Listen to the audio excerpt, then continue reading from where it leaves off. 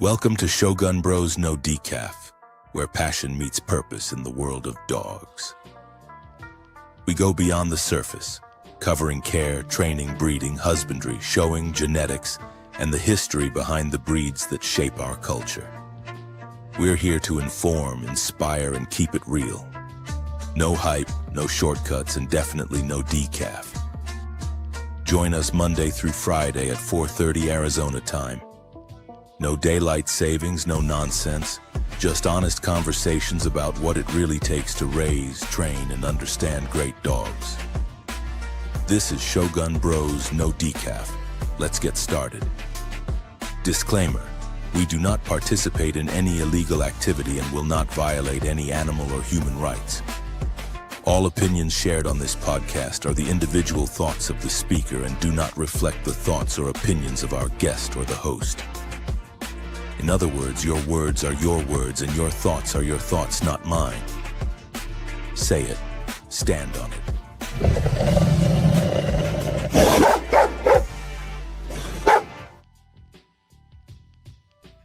Yo, what's good, big dog? It's your boy Drake, and this is Shogun Bros No Decaf Coffee Talk in the Morning. Today's topic is show dogs versus working dogs. Show dogs versus working dogs. Good morning, YouTube. Good morning, Instagram. Good morning, Facebook. Salute to you all, and welcome to the show. Before we get into the show each day, y'all know I like to go through the business first.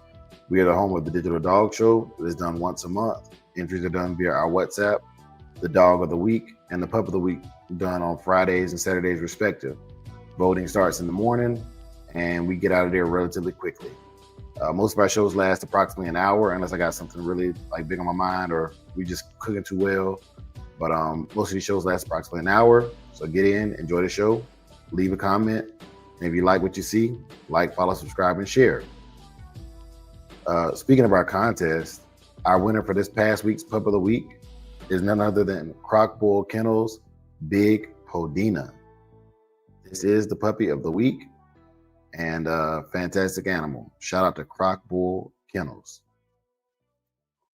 The current dog of the week is owned by Heart and Finish Kennels. His name is Mr. Maximum, to the max. Shout out to Heart and Finish Kennels, and congratulations to Mr. Maximum for winning this past week's Dog of the Week. Our current Dog of the Month is owned by Young Fam. This dog's name is Golden Boy Prime.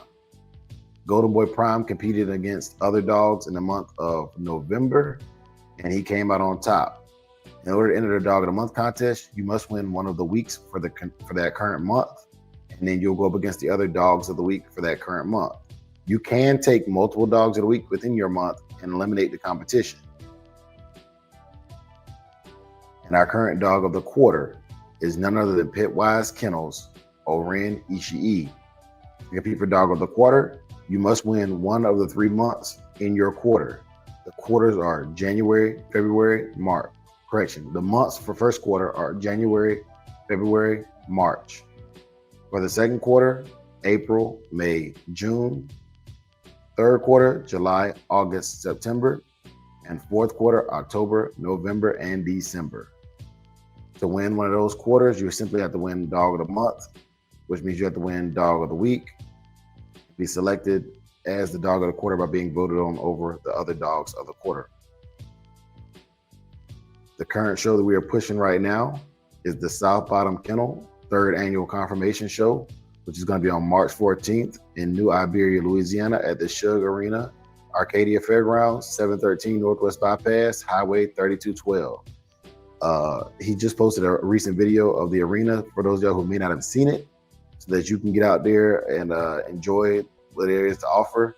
There will be food, drinks, and live vendors, as well as raffles. Shout out to South Bottom Kennel. And of course, I would be remiss if I didn't give a shout out to the chat. I see Sister Tiffany's in here already. Good morning, Queen. Black Roses, good morning, Queen. MKM Bottoms, what's good, Jedi? Herders and Bulldogs, top of the morning to you. Brother Lil J, Grand Rising. Big C, it feels good to be back. It's good to have you back, brother.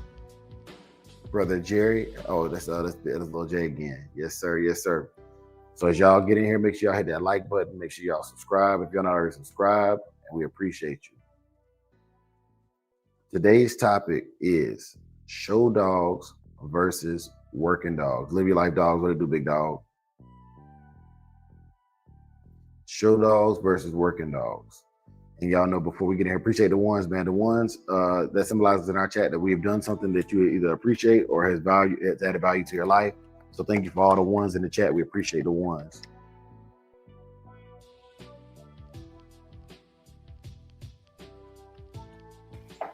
Appreciate that. Letting us know how we doing. Big A, what's good, big dog? Hey, what's happening? Man, you already know, man. Can't call it, might spoil it. Yes, sir. And today's topic, Big A, show dogs versus working dogs, bro. Yes, sir. Appreciate that, Lil J. Appreciate that. Big A, man, that was motivational this morning, man. Sound more like a motivational speaker than a discipline speaker, bro. It's the truth, though, you know. Yes, sir. Yes, sir. I say just trying to give him some guidance, man. I'm confused. Misdirected anger. Man, real talk though, Big A. You the nicer one out of the two of us. I'm starting to see that, man. The what? You're the kinder one out of the two of us. I'm gonna tell you something, man. I think people mistake my politeness for kindness. Yeah. Well, I mean, yeah, it's just, I don't know, man, like, everybody want to be a tough guy, man. You know, it's you know, it's too much, you know what I'm saying? It's over the top, like, man, just be cool, you know what I'm saying? Just be cool. Like, if whatever you are, you know what I'm saying? You ain't got to prove it, you know what I'm saying? Yes, sir. Yes, sir. Yeah. I'm rich, bitch. Shout out to Big C with a 2-piece tip. Hey, yo.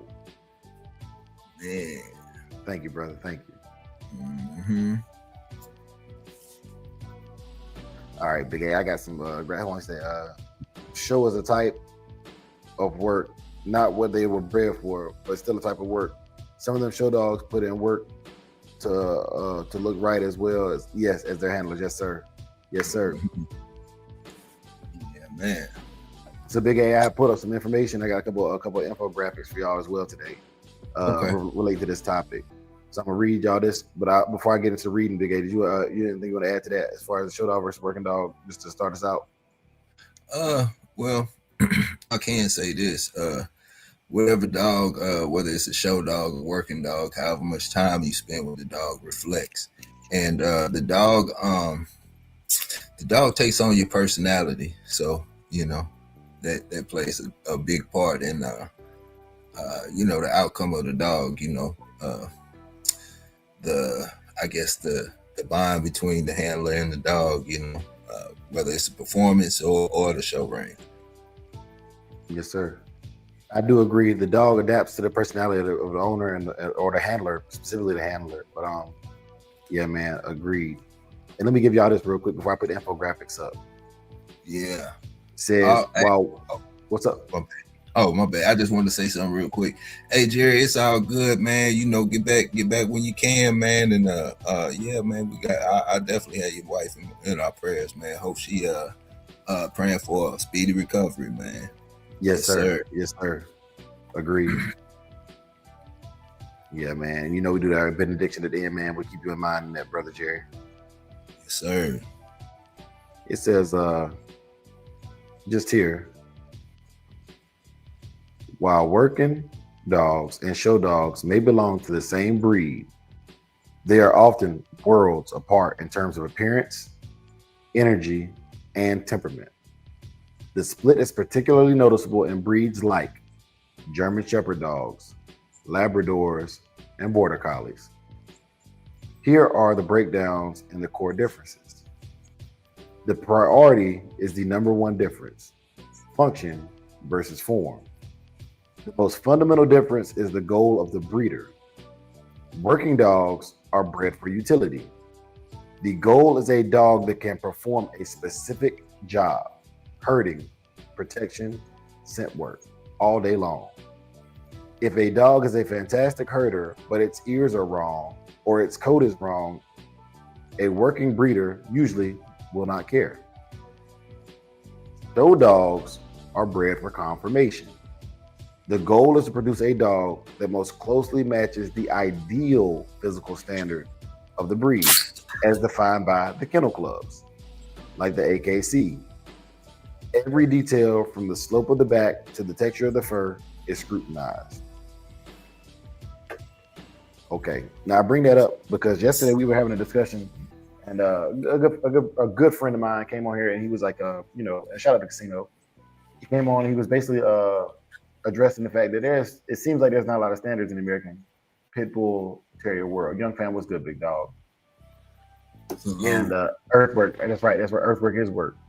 And I wanted to illustrate because I think that Casino predominantly focused on the bully breed, specifically the American Pit Bull Terrier, whereas I've ventured outside the breed and I've seen the variances in other breeds. And I wanted to share that with you all to show you that it's not just the American Pit Bull Terrier that deals with these issues. And I also stated yesterday that I would show y'all the types of dogs that are winning in the ADBA. And I went through their magazine and gathered a couple pictures for y'all to see those as well, so you can see the phenotypical similarities of those dogs. Additionally, I went through a couple of champions and grand champions that really stand out in our pedigrees, and I looked at them to show the phenotypical similarities to them as well.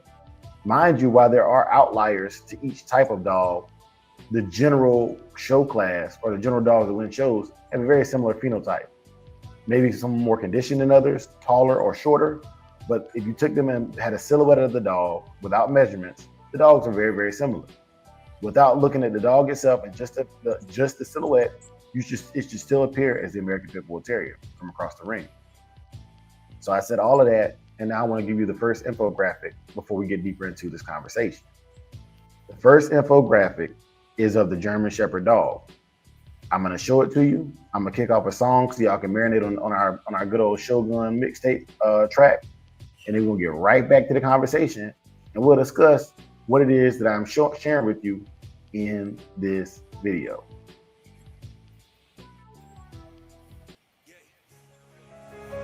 Beat drop slow, head nod flow.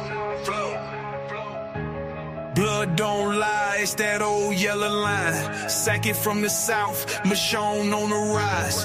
Boogeyman bark, leave a mark every time. We don't breed for clout, we breed for spine. DNA thick, can't clone this pride. That Shogun blood, yeah, the legends don't die.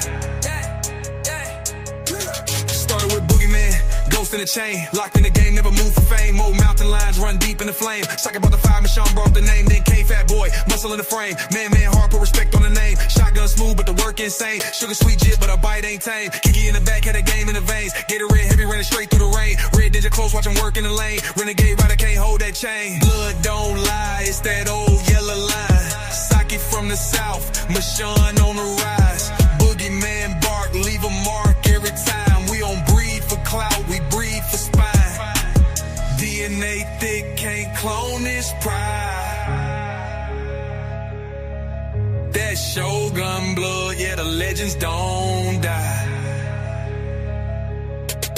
Ain't no luck, just grit and grind. Every dog here put work in time. Lady Rage got that fire in her eyes. Red alert taught us how to recognize signs. Blood heavy like a 2-ton chain. Everything proven, no need to explain. They asked what's in it, that yellow campaign. Built off real, we don't fake no strain. Second was the flame, Michonne lit the wick. If you know, then you know that line too slick. From the field to the show, every move so thick you can't blueprint this. It's the legacy pick. Blood don't lie, it's that old yellow line. Second from the south, Michonne on the rise. Boogeyman bark, leave a mark every time. We don't breed for clout, we breed for spine. DNA thick, can't clone this pride. That Shogun blood, yeah, the legends don't die.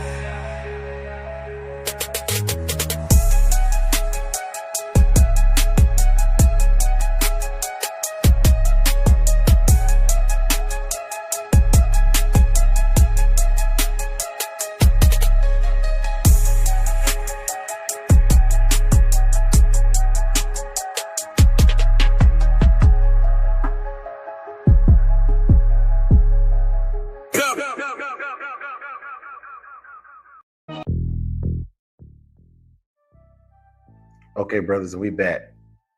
And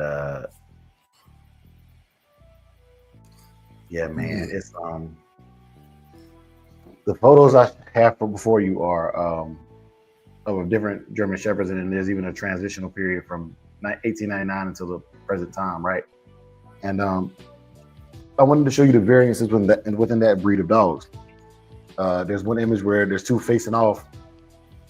The left one is a Czech German Shepherd. This is also a Czech right here, German Shepherd.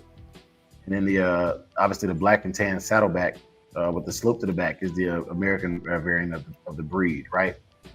And while both are very, very capable of doing the work, the herding and the protection work that these dogs are commonly used for, police and military work, the Czech style or the East German style of dogs are definitely as a whole superior to the working line dogs for the performance and the health.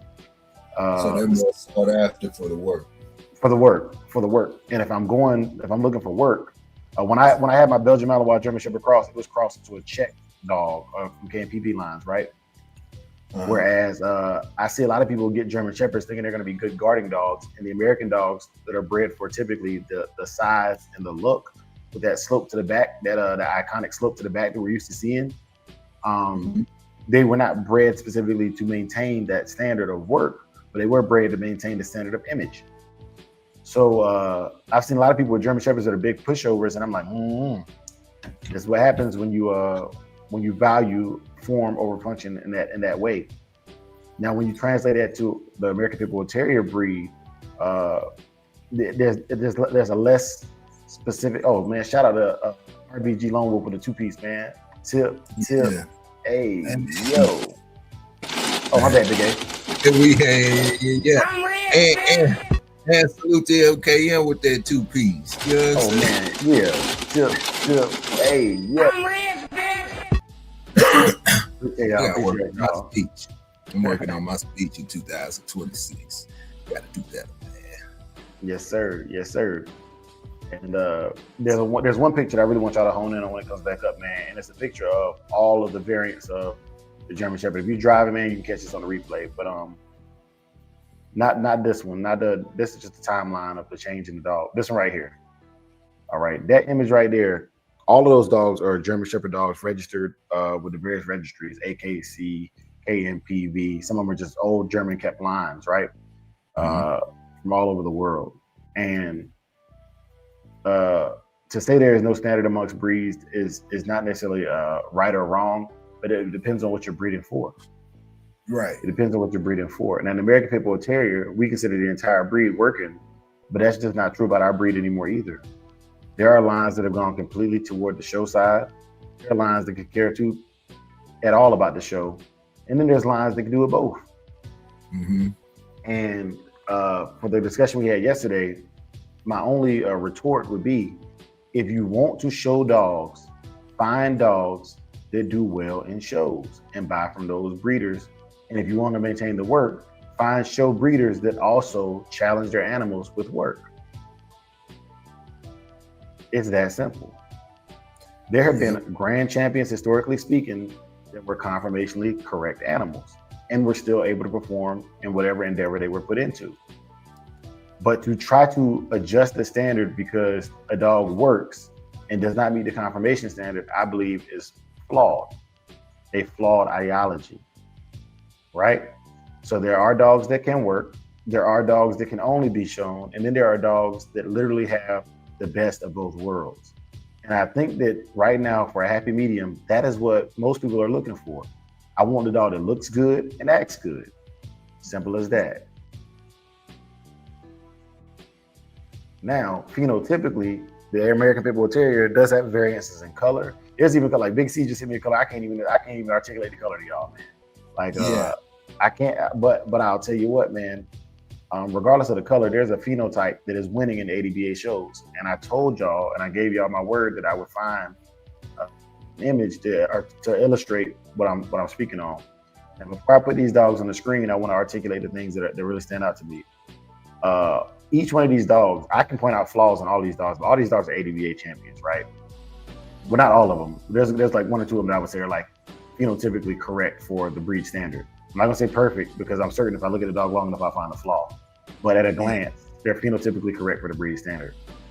2, while all of the dogs may not be the same level of condition or the same level of fitness, they all have the same general structure. The most common difference is honestly the ears in all of these dogs, ears and tails, which are not scored the highest, but they could be a delineating factor between these dogs if they went up against each other in the show ring. Yeah. With that disclaimer out, I'm now going to show you a videorama of ADBA champions, and there's also one in there that's an old school dog. I can't even tell you what a dog is, but like it was on the cover of the magazine, but the phenotype has not changed much in the last 100 years. And I threw it in there just to show that, you know, over time, the breed standard for what's considered noteworthy or being publicized has not changed significantly. With that being said, here we go with your reference for the ADBA winning type of phenotype.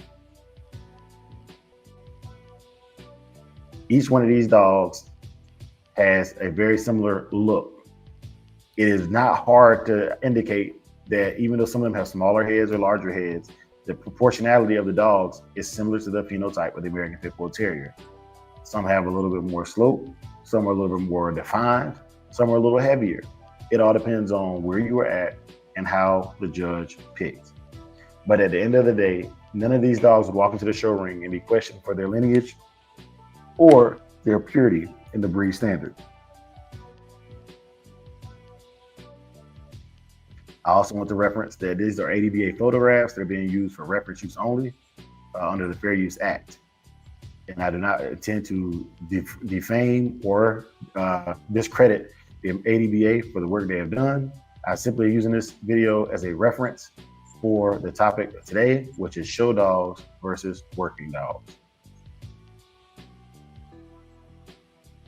Now, Big A, Yes, sir. would you say any of these dogs is a significant outlier to the rest of these dogs in their phenotypical appearance?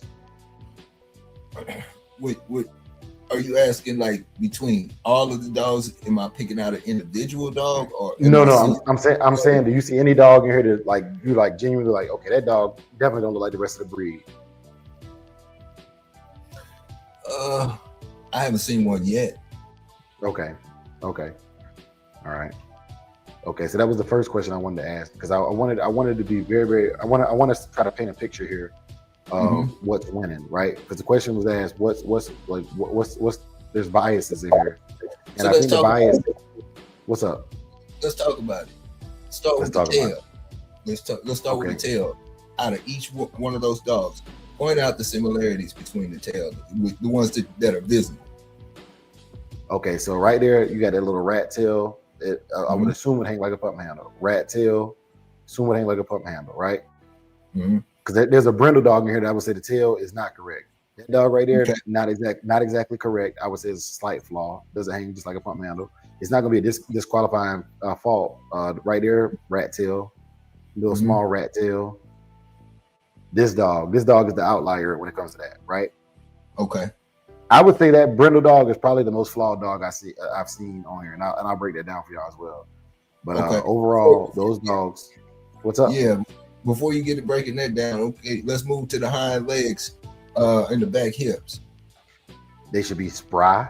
Obviously, this dog right here is a little heavier, but it's spry, tight back end with the right angulation, about a 35 to 45 degree angulation to the ground. Hey, real quick, Dre. Are you saying this stuff off the top of your head? Yeah, I'm like let me hold on. All right, noted. Just keep getting. I just it's just a message. But anyway, so all right, moving forward. Let's go to the back. The back. The top line. Yeah, top line. Yeah. So the top line, all of the top lines very similar. They have that nice slope. Even the one right here that's standing with he squared off has a nice slope.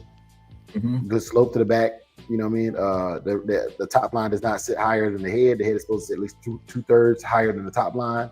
And all of it, well, you can't really tell with this right here because you're kind of jumping and lunging. But all of their top lines sit, and withers sit beneath the head, so you don't have no dog with no diplodocus dinosaur-looking neck. Okay. Now let's go to the chest and the tuck, I guess you could say. All right, so the tuck is going to be based on, I would say, overall condition and health of the dog, because a pet weight dog is not going to have a great tuck. But what I will say is, okay, on that brindle dog, the brisket is shallow. Okay. The breed standard states that the brisket should stop just at or below, or just beneath the elbow, right? So even this black dog is very, very close. He's pushing it, but he's right there at it, right? Okay. Shallow chested is something that is gauged. All right, this dog right here is just fine, but they're all in that general vicinity of the brisket or the chest area sitting right at the top of the elbow. Okay, top or the bottom of the elbow, right in that range is a healthy happy medium. That brindle dog looks a little shallow to me. And yeah, what's up? So let's go to the legs, front and back, including paws. Okay, so from what I can make out, they're all cat pawed, which means their paws are nice and tight. I don't see a lot of weak pass turns here. They're up on their toes. There's also supposed to be a noticeable 90-degree bend at the stifle joint. So that's looking pretty good for the ones that are standing natural. For the ones that are lunging, I can't really tell. But that's a perfect 90-degree bend on that brindle. The same brindle I don't really care for like that. That's a great example of a 90-degree bend at the stifle joint. Right here is a good example of a 90-degree bend at the stifle joint as well. Okay. What about Eastie Westies? What about that? Not seeing a lot of Eastie Westies. That first black dog that you see with the scars on it a little bit, that dog is the only dog I saw with the half prick ear. The rest of them are all rose eared. So yeah, it's a very, very, very VVS, very, very slight flaws. Okay. Neck, head, and ears. All right. So all of the neck and head and ears are appropriate. You have a good stop, which is the area between the muzzle and the eyebrows, where it should be a gradual slope. That's good on all of them. Ears are high set. The jaws are I can't remember the proportions for the jaws right off the top of my head, so I'm not gonna quote that number for you, but all the jaws look adequate. The necks can have a little bit of fat, but I'm seeing it looks like they took most of them down to where there's not even a lot of excess fat on the dogs either. Let me see a big I cut the chat off as well. Okay. And man, shout out Young Fam, man. I appreciate it, Young Fam. Hey, salute.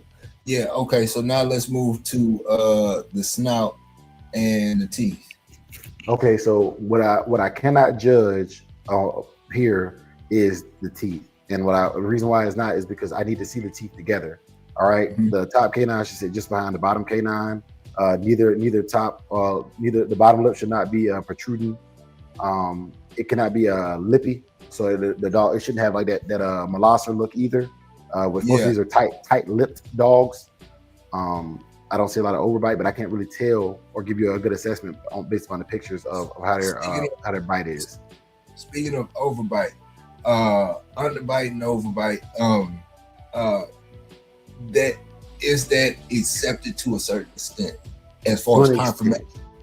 To an extent. To an extent, I want to say the ADBA standard reads something like should not be underbitten or overbitten to the extent that it basically affects the dog's ability to perform, right? Or affects the dog's bite. I can go back in there and actually get you the details on that from the ADBA standard or the UKC standard. Okay, now probably one of the most controversial things, the coat. All right, what about it? You tell me. All right. So, all right, the coat should be show life, right? Luster. So like this one right here, this brindle right here, this her little screen is fine. This one shimmers. It has good coat. There's some scars there, so I'm like, that's not to take away from the dog, but you are coming to a show. This one's coat looks healthy. It could be, I guess, the angle, the lighting. Some of these have adjusted lighting as well.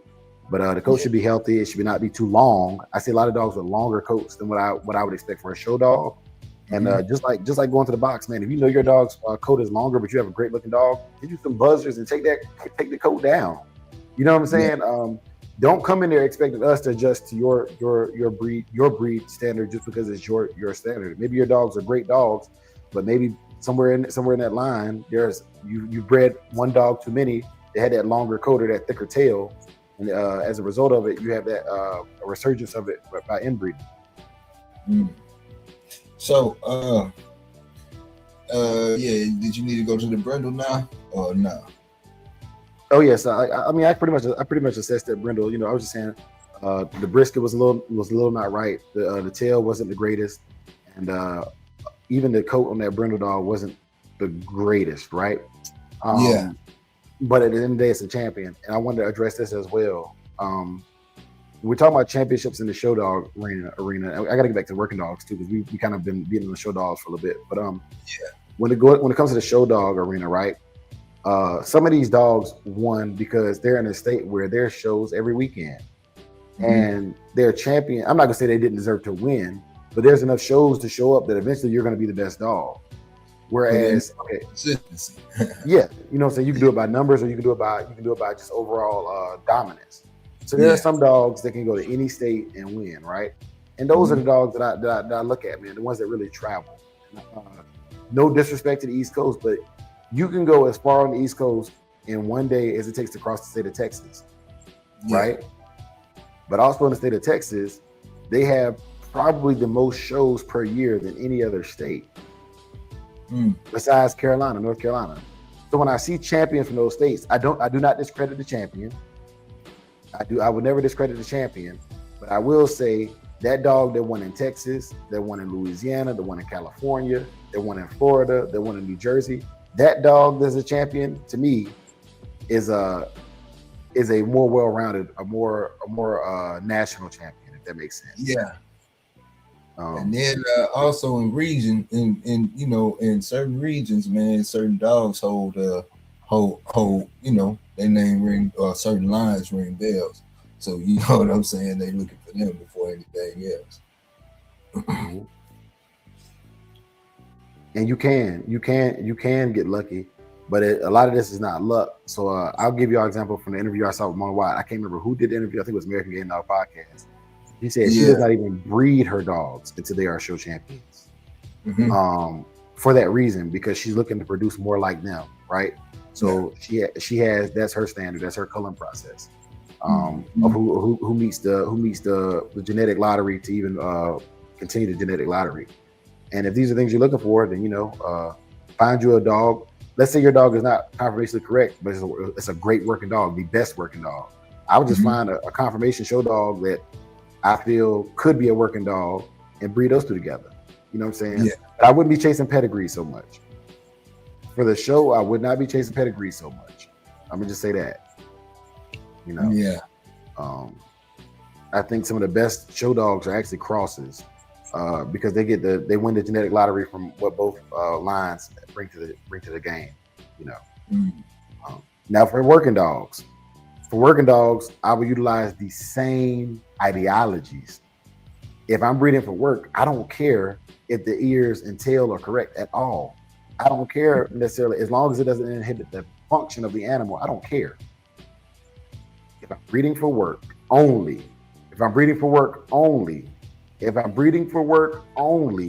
I'm only concerned about the activities in which the dog will compete in.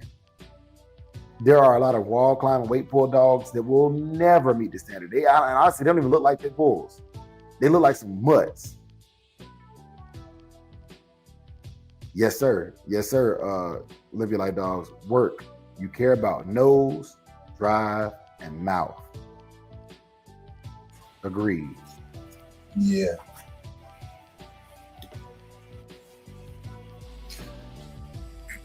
And so, yeah, man, it's for the working dogs, man. Let's say I want to get into hog hunting. I'm not gonna go breed to really any show dogs unless they got videos of that same dog doing the work, or offspring of that dog doing the work. And even then, I'm breeding to the offspring that does the work. Yeah. You know what I'm saying? Like that. What's up? Oh, I ain't no breeder, but I probably if I needed some type of correction that I felt the show dog would bring to help out the program, I would. It just be how is it gonna benefit you? Your program. Yeah. You might need some size, and the side, you might the show route might be the best route, to get the cleanest, I don't know. I'm saying? Just thinking aloud. Well, even with that, I would first look to other working camps to do the same type of work that I do, because what I'm looking for, honestly, is not just the dog, but I'm looking for an honest assessment of their dog. Let's say we both catch hogs, right? My dog catches hogs by the snout. Most of my dogs catch hogs by the snout. This guy's dogs take them at the ear. My dogs take hold very well. They're good. They're great for catching hold, but they lack size, like you were saying. Okay, this other guy got dogs with size, and they also go for the stout. So they do a similar trait that I like on my dogs because I bred it into my dogs. I'm going with one that has the similar qualities and the size that I need, even though the other one has the size for the ear dogs. I don't know what I'm going to get. So I'm looking to hone in on specific qualities and traits while keeping whatever it is that I'm doing alive. Yeah. Yeah, live your life, dogs. That's why I ain't no top breeder. Yeah. But then let's say you don't really hog hunt like that, but you want a dog that is capable of doing so. You might go to a show. And the way I look at it is like this, man. Big A hates this analogy, but I'm gonna use it. One of my favorite movie series is the Fast and the Furious movies. but realistically speaking, when those movies came out, man, it created it is just an analogy for the dogs. When those movies came out, just like we talked about the bully yesterday, when those type of animals came out, what you saw was a resurgence of two types of people kind of diverge on liking something similar but not the same. Yeah. After those movies came out, you know how many Honda Civics I saw get a bunch of stickers, put them on the car, put an oversized spoiler on their car, and think that made them a street racer. Nothing was done to the engine. Nothing was done to the brakes. Nothing was done to the suspension. But you want to look like the cars. Yeah, they go to AutoZone to get the little pipe to put on the back and everything. Yeah, we call them a fart can. Yeah. You know, the Ricer cars, the Ricers. All right. Mm-hmm. Then you had these guys, man, they didn't badge anything. They wanted to debadge everything. They didn't want you to know what they had. Yeah. The sleepers. Yeah, the sleepers. Yeah. You know? And they didn't care nothing about what the outside of their car looked like. Some of them got dents in most of them were missing hoods because they spend time swapping engines so much, ain't got time to put the hood on there. You know. Yeah. But they're really working on the performance of that vehicle. Yeah. And only once they've won enough money via legal or unlawful racing, only once they've won enough money, they put the effort into making the car look aesthetically pleasing. Yeah. I think y'all missed that whole analogy. I didn't. So you got one that wants to have the look right away, but ain't messing with none of the sleepers. And then you got the sleepers who could care nothing about the look until they win. Mm-hmm. All right. Now translate that to these animals, man. And if you get nothing else from this show, that's all I'm trying to articulate is that's how winning is done. You either win performance or you win in looks, or you find an amalgamation that wins at both. Yeah, Dre said he wants to have that Corvette and be on the highway driving 55 miles an hour in the middle, holding up traffic and everything. You know what I'm saying? He know for a fact this Corvette can go, but he want to take the slow route, you know? Yeah. Ain't want to, going to. When I had the SRT Challenger, man, man, we drive Big A like, man, Dre, ain't no way you really drive the speed, bro. I ain't want to say that, but I used to get upset. I'm like, man, why do you even have a car? Yeah.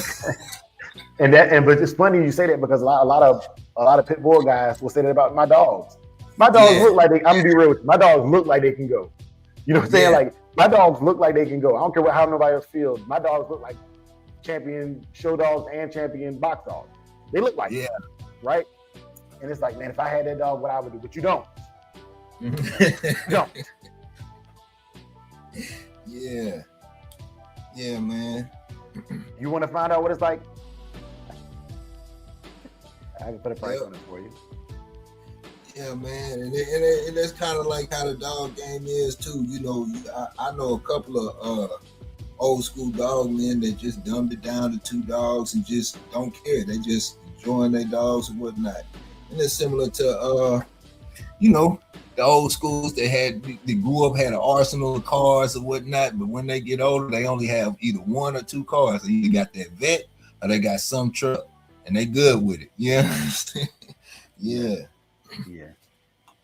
Yeah, man. But it's I'm glad we were able to have this discussion, Big A, because it genuinely is important to me to help articulate at least my thought process on, you know, what I'm saying on this internet, because it's a high level of responsibility that's bestowed on anybody who's gonna speak publicly about anything. You know what I'm saying? If you're gonna speak on it, man, be able to speak on it. Mm-hmm. That's it, you know. Yeah. I don't know how much is gonna let me zoom in on these dogs for y'all, man, but I want to show y'all some of the champion American Pit Bull Terriers of the past real quick. And Big C Bike Week 0809. Boy, y'all boys is wild. Y'all boys, I was there. Hold on, young fam, I was out there. My homeboy almost got beat up by an alternate lifestyle member. One of them shims almost got him. Oh yeah. Yeah. That'd have been a quiet ride home, boy. That thing said, you ain't talking to me. That'd have been a quiet ride home. You get whipped by a trainee out here, boy. You ain't riding over there. No, that'll be a quiet ride home. You can't. Oh man, not a peep. Yeah, man. And boys thinking that it can't happen to them. Don't be that one. World star. World. Yeah, man. Young fan, we like. Okay, he said, go ahead and read it. 5.0 for him. Okay, hold on. Burn. He said, well, you had a blacked out smooth one. It's a lot of comments. He said, I also had a Cookie Crisp Crown Vic on 8s. Yeah, Big. Oh, you know, Big A hate that. Big A hate that. But not a Cookie Crisp. Not Big C. Come on. Nah, don't do that, bro. Don't do that, Big A. Don't do that. Don't do that. You know how I feel about that. We're gonna have to disagree on that one. Okay. So Casino did send me a photo yesterday. I'll post that one. I'm also gonna post Big C sent me one, because I want to ask y'all the color from the Big C one. And because like personally, and this is Dre, but I'm trying to get it right. I'm not trying to be right on this one. So personally, I do want to see what y'all would call this color, because it's a color I would call it black tan, not really black tan.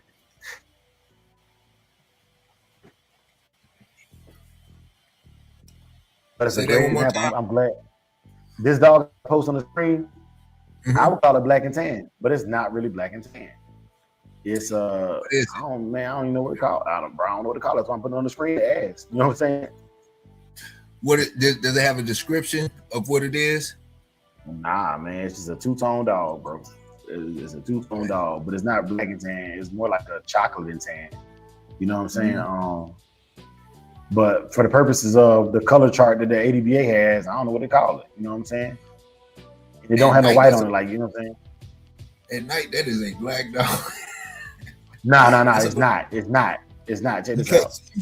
You say, oh, you talking about that dog? Yeah, this dog right here, bro. Oh, all right. Yeah.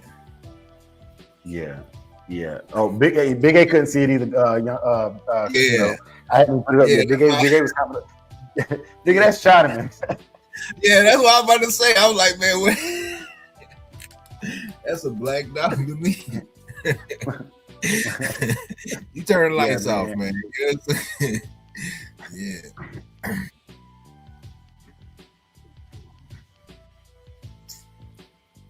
Yeah, and that's Otter's Tonka Bear. Okay. I know what I know, MKM, but I don't know this one. Like me personally, like if I was writing down if I had this puppy in a litter, it's not a black and tan. So like that would be a mistake. You know what I'm saying? Some people call it widow's peak, but like widow's peak what? Because I've seen brown and black widow's peak dogs like that. You know. And Widow's Peak is not a color. It's the design. It has like J-Bo said, the Eddie Munster on the forehead, that little Eddie Munster haircut. And let me show y'all this too. Y'all don't even know who Eddie Munster is, man.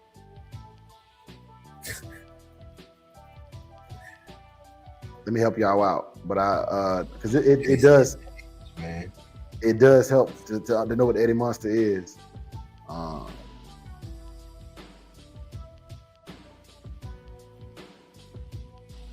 gonna take the dog picture down real quick, just so y'all can see the Eddie Munster hairline. That's what they're talking about. Okay, the Eddie Munster. Somebody even circled it. You know what I'm saying? Somebody even circled it, but that's it. The little Vegeta, Prince Vegeta hairline. Yeah. Young fam, I think that's the most correct. Widow, chocolate, and tan. Nigga, you almost got shot. Talking about CEO? Huh? Okay, yeah. That's CEO, man. All I see is big. Yeah. Brandon Stark said he would call it mahogany with tan markings. Okay, that's fair. That's fair. Yeah. That's fair.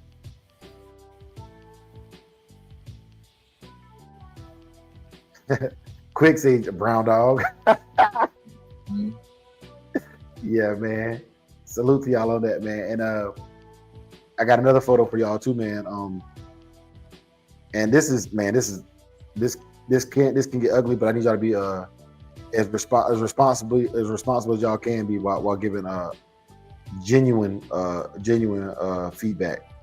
So one of the things brought to my attention was there are dogs on the internet that they have a pedigree, and they are American Pit Bull Terriers until they're not. You know what I'm saying? They are American Pit Bull Terriers until they are not.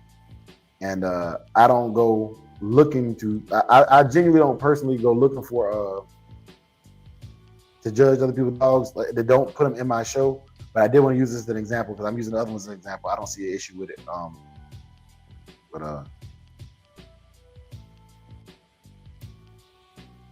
And I think this is more on the registries than on the people. This is more on the registries than on the people.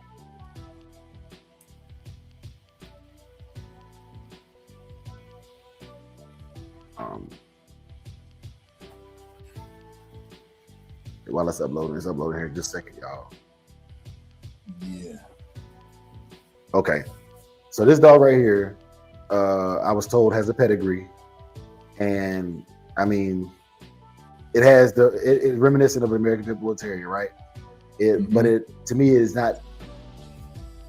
To me, there could be something else there, or it could just be a really fat dog, right? You know, I don't know. I wasn't there when this dog was stuck together, and I don't know what the parents look like either, or what lines the parents coming down off of. But I've seen people that are proud of their dogs that look just like this, you know. So I don't I don't get involved with that personally, but if they say they got a pedigree, I like the only way you can prove them wrong is a DNA test. MJ Calypso, salute. Yeah, those are those people that you had to be there. Yeah. But I'll tell you this. It's for reasons like this why I do like to breed to the phenotypes that I showed y'all earlier today. Because it's you don't have to think. Yeah, you don't have to ask that question. I don't even want to come into that question. I don't even want that question. And that's genuinely why I do that, man. Because if you love your dog and it's a good working dog, man, it don't matter what Dre or nobody on the internet say, bro. It does not matter. And I genuinely ask that y'all take that into consideration when y'all look at other people's dogs, man. Like if it make them happy and they got a clientele behind it, or they just keep it to themselves, man, that's their prerogative, bro. That's their prerogative. Yep, it don't matter if what is it, 2 and I ain't gonna be messing, man. But you had to be there. You know what I'm saying? if this dog wins at a show, right, and the registry says this dog meets their criteria, then respect that registry, because that's what that registry thinks the breed should look like, and they have the right to do that. You know what I'm saying? Yeah. And they had the right to do that, man. I'm really, really cautious about doing this because I ain't with this, man. This is a good example, right? It is a good example. They put it on the internet to be seen, man. So I share it. Mhm. Yeah. But as far as all that bash and that you got a mutt bull, you got a pet bull, I don't do that because people have done it to me before, and I know how bad it pissed me off. You know what I'm saying? Knowing the work and the level of the quality of my dog, this dog might kick your dog behind on the Slack Miller wall climb. You know. Yep. Just might. That's fair. That's fair. That's fair because you know that's fair. Okay, here's another angle of the same dog. You know, or at least I think it's the same dog. It damn near look like a Borbal. Now hold up, y'all. Before y'all start getting to y'all mess,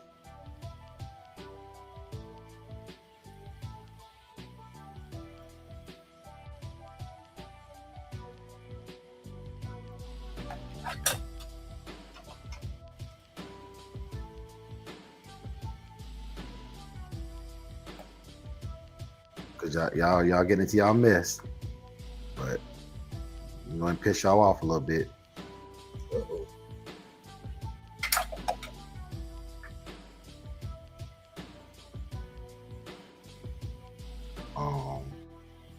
There's a dog right here to me that is a lot of people pedigrees, and I don't think he looks that great. That's Sammy the Arab's Boomer.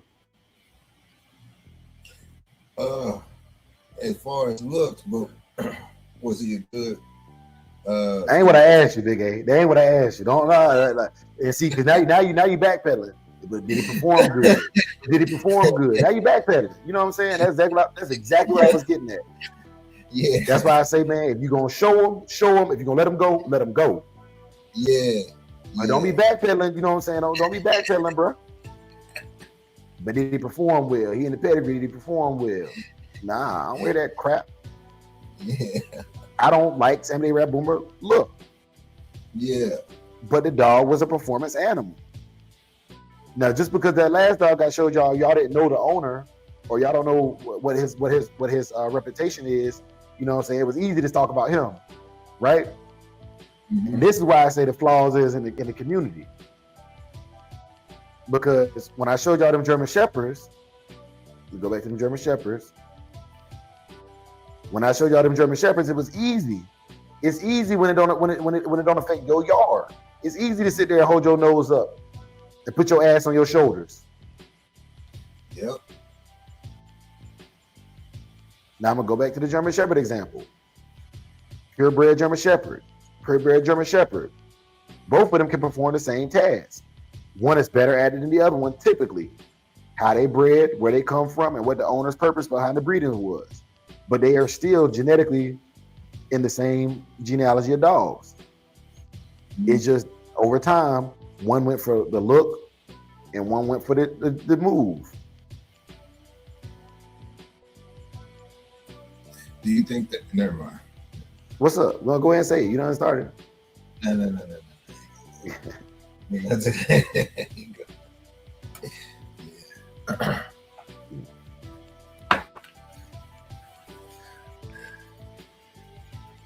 Flat feet, long ears. Yeah, man. But that's it, man. You know, that's it. That's all I wanted to show was, man. Like, you know, it's real easy to put your ass on your. And I say that I don't mind doing these push-ups for that.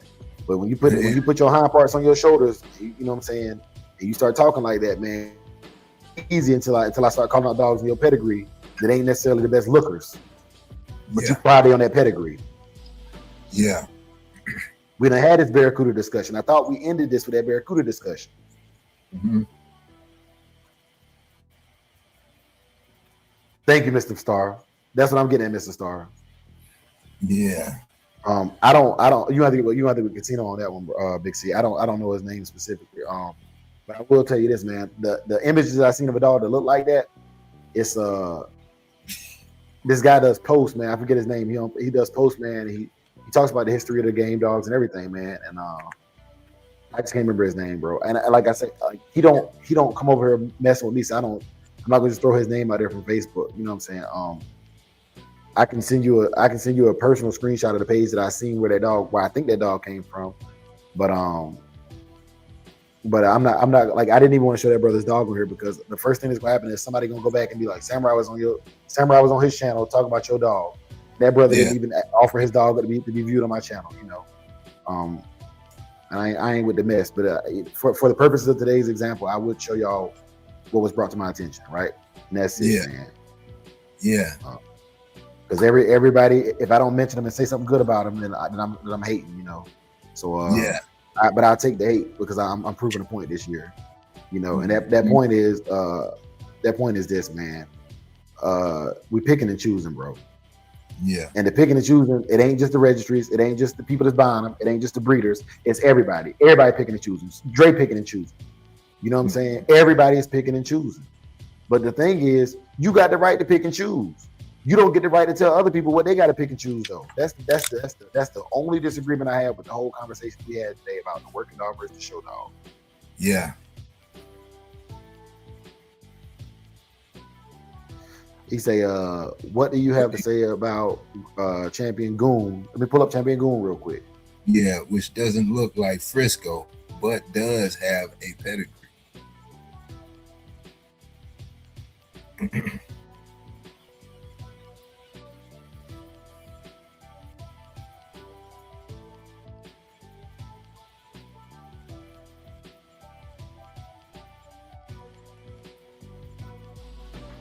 Is that Champion Goon or Grand Champion Goon? He said Champion Goon. Okay, all right. Because I'm seeing Grand Champion Goon. Now I see I need a little more info. I don't even know about this dog. You know what? Let me go to Frisco pedigree. I'll find him like that. Let me see.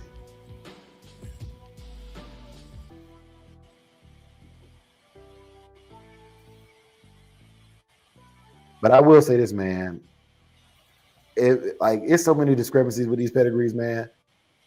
I got to go off what if the dog look like the parents, man. I'm just being real. You know what I'm saying? Yeah. Performance matters, but I want one that performs and looks like the parent. Mm-hmm. So, because they say Dynamite got all kind of issues. They swear up and down Dynamite is a Cottingham dog.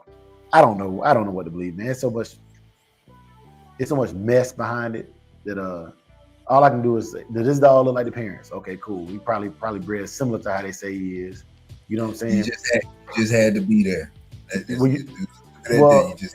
Once again, Big A, they go back to the disclaimer we put on there. I don't want a dog where I have to be there to see it.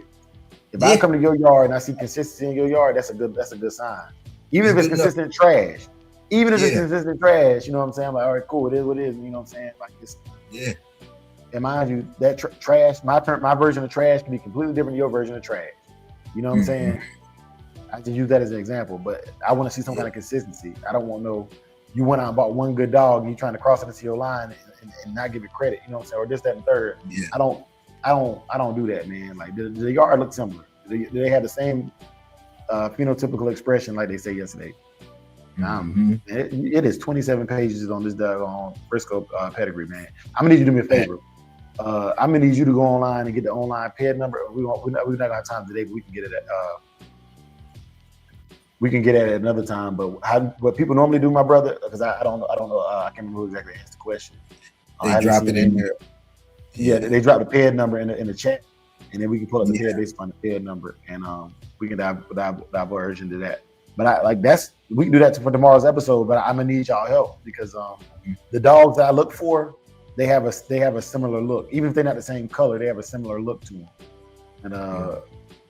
And even their performance, what they brought to the game, I like dogs that devastate the mouth. You know, I like dogs that were considered quick finishers back in the day, in that time when they were used for combative work, right? Yeah. And so I didn't care for a dog that was supposed to be game and went 4 hours. That I could care less about that because any work that I do with my dogs in modern society, lawful work, I need short work.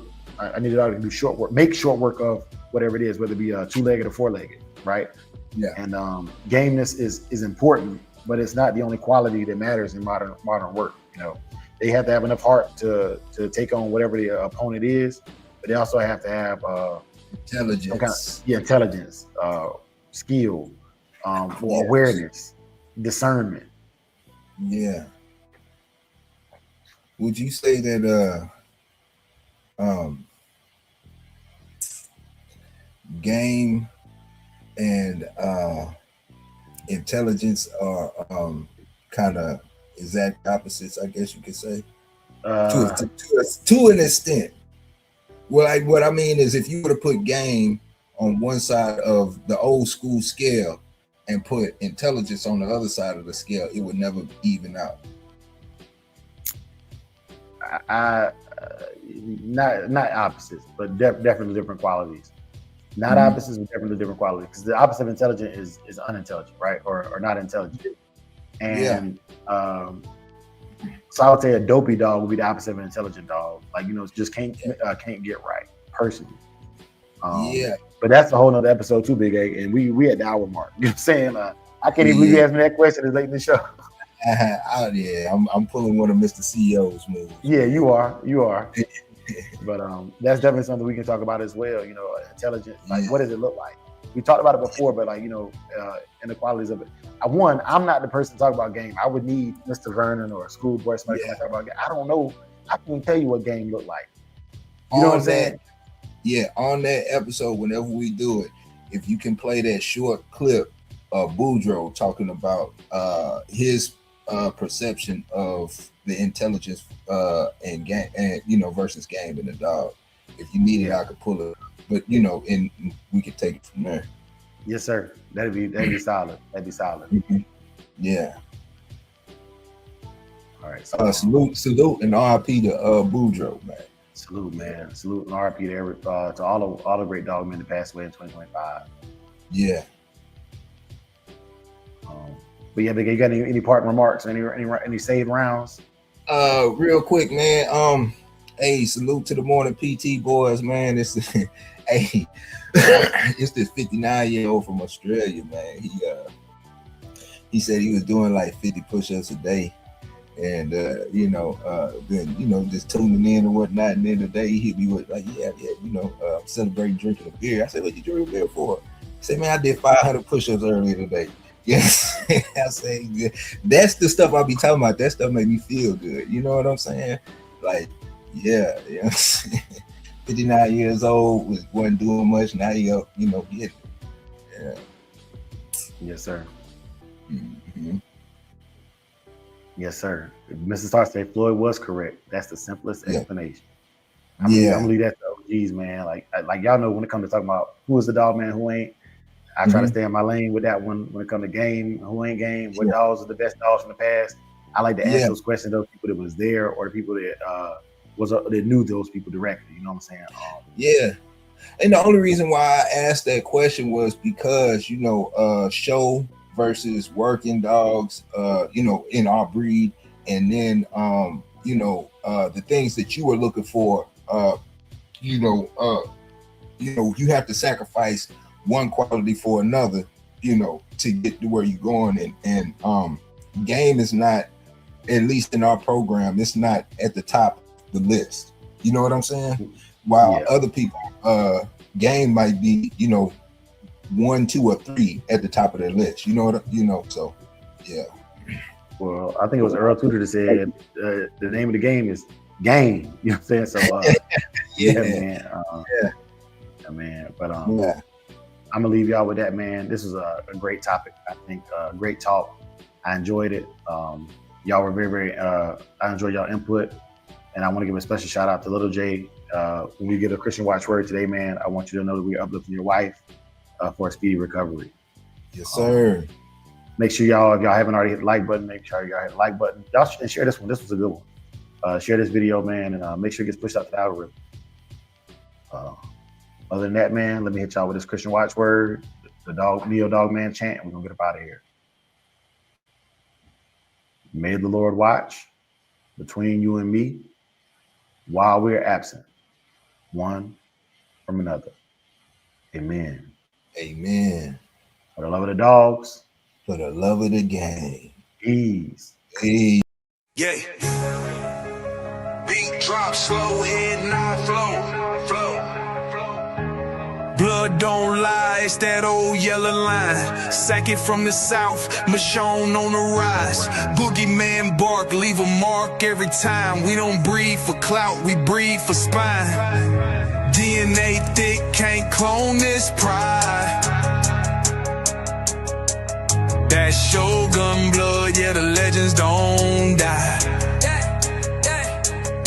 Started with Boogeyman, ghost in the chain, locked in the game, never moved for fame. Old mountain lions run deep in the flame. Sock about the fire, Michonne brought the name. Then came Fat Boy, muscle in the frame. Man, hard, put respect on the name. Shotgun smooth, but the work insane. Sugar sweet jit, but a bite ain't tame. Kiki in the back, had a game in the veins. Gatorade heavy, running straight through the rain. Red Ninja close, watch him work in the lane. Renegade rider can't hold that chain. Blood don't lie, it's that old yellow line. Saki from the south, Michonne on the rise. Boogeyman bark, leave a mark every time. We don't breed for clout, we breed for spine.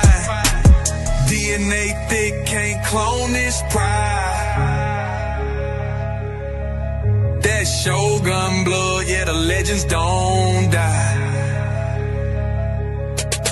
Ain't no luck, just grit and grind. Every dog here put work in time. Lady Rage got that fire in her eyes. Red alert taught us how to recognize signs. Blood heavy like a 2-ton chain. Everything proven, no need to explain. They asked what's in it, that yellow campaign. Built off real, we don't fake no strain. Second with the flame, Michonne lit the wick. If you know, then you know that line too slick. From the field to the show, every move so thick you can't blueprint this. It's the legacy pick. Blood don't lie, it's that old yellow line. Second from the south, Michonne on the rise. Boogeyman bark, leave a mark every time. We don't breed for clout, we breed for spine. DNA thick, can't clone this pride. That Shogun blood, yeah, the legends don't die.